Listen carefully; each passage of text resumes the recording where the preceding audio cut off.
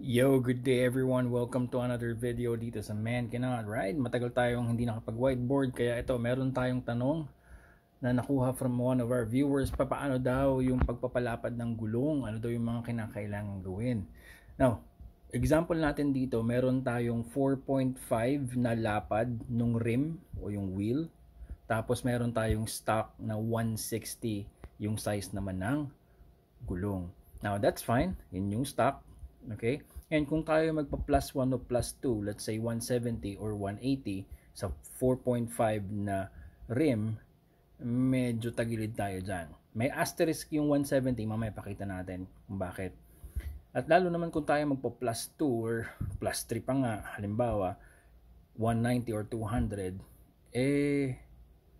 mas lalo namang mali yan kasi lumolobo, nakita nyo naman yan. Exaggerated lang tong drawing ko pero yung sidewall niya masyado nang lumolobo palabas na kumbaga yung bead ng tires masyadong napipipi o nasasakal kaya yung mismong profile ng gulong nasasakal din or naiipit. Actually mali yung drawing ko dito, dapat pataas pa yan. Pero ang gusto ko lang i-point sa drawing na to, illustration, is hindi mo pwedeng basta-basta na lang salpakan ng malalaki o malalapad na gulong ang 4.5 dahil, okay, ang bawat tire size ay may corresponding na rim width. Alright, so na-research ko to sa mga websites at sa mga nakausap kong mga mekaniko. Now, tire size 160 at 170 pwede pa yan sa 4.5. Kaya nga may asterisk out dito. Yan. 4.5, okay pa yan. Pwede yan. Pag nag 180 ka na, dapat 5.5 ang rim width. Kapag nag 190 ka na, 6 na dapat. Inches yung rim width.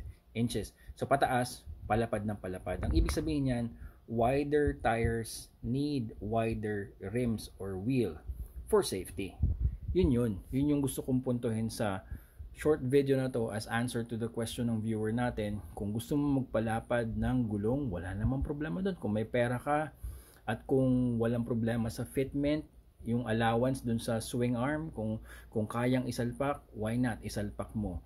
Gusto mo mag 180, gusto mo mag 190, it's okay. Yun nga lang, basta palaparin mo rin yung rim. Isunod mo dito. Alright? Para tugmang-tugma sila, hindi masisira yung profile at saka yung sidewall align fitment ng gulong, hindi siya madi-distort at hindi mako-compromise yung safety. It's all about safety. Kapag meron kayong gagawin sa gulong o sa tire ng inyong big bike, it's all about safety first. Safety first bago ang forma. Alright, so thank you so much for watching. I will see you in the next video.